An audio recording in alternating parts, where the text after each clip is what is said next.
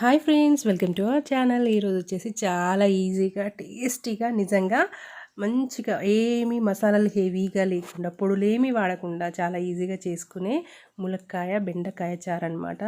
చాలా బాగుంటుంది, చాలా టేస్టీగా ఉంటుంది. కమ్మగా తినాలనిపించినప్పుడు చాలా ఈజీగా ప్రిపేర్ చేసుకోవచ్చు. ఇది అయితే ఏమీ లేదండి, దీనిలోకి కావాల్సినవి ఏంటి అంటే చాలా సింపుల్ ఐటమ్స్తో చాలా స్పెషల్గా సైడ్ డిష్గా అయినా చారులాగా మనం చేసుకోవచ్చు అన్నట్టు. చాలా బాగుంటుంది, ఒకసారి ట్రై చేసి చూద్దాం. అయితే ముందుగా ఒక బాండి పెట్టేసుకొని అందులో ఆయిల్ వేసుకోవాలి. ఆయిల్ వేసేసుకొని ఆవాలు, జీలకర్ర, మెంతులు, వీటితోటే మనకు మంచి టేస్ట్ అనేది వస్తుంది. సింపుల్గా పాతకాలంలో ఎలా చేసుకున్నారో అలా చేసుకోవచ్చు.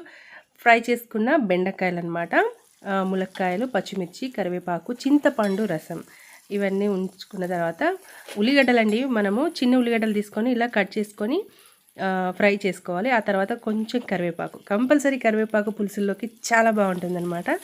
అయితే ఇప్పుడు పచ్చిమిర్చి వేసుకోవాలన్నమాట. పచ్చిమిర్చి వేసుకొని కొంచెం ఫ్రై అయిన తర్వాత ఇందులోకి యాడ్ చేసుకోవాలి ములక్కాయలు కట్ చేసుకొని కొంచెం నార అలా తీసిన తర్వాత దాన్ని ఫ్రై చేసిన తర్వాత అల్లం వెల్లుల్లి paste 1 teaspoon, half teaspoon అంతా మనకు పసుపు వేసుకున్న తర్వాత కొంచెం అలా మగ్గనిచ్చిన తర్వాత ఫ్రై చేసుకున్న బెండకాయలు ఉంటాయి కదా, ఆ బెండకాయలు కూడా వేసి కొంచెం మగ్గనివ్వాలి.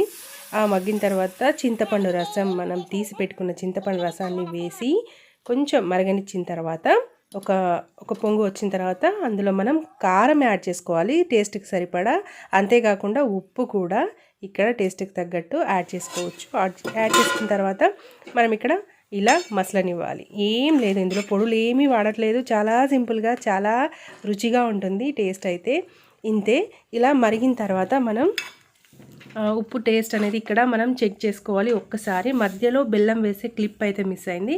ఒక చిన్న ముక్క బెల్లం ముక్క అనేది మనం యాడ్ చేసుకోవాలి. ఇక్కడ యాడ్ చేసిన తర్వాత మధ్య మధ్యలో వీలైతే దగ్గర ఉంటే కొత్తిమీర అనేది యాడ్ చేసుకోవచ్చు. ఇంకా టేస్ట్ అనేది చాలా బాగుంటుంది.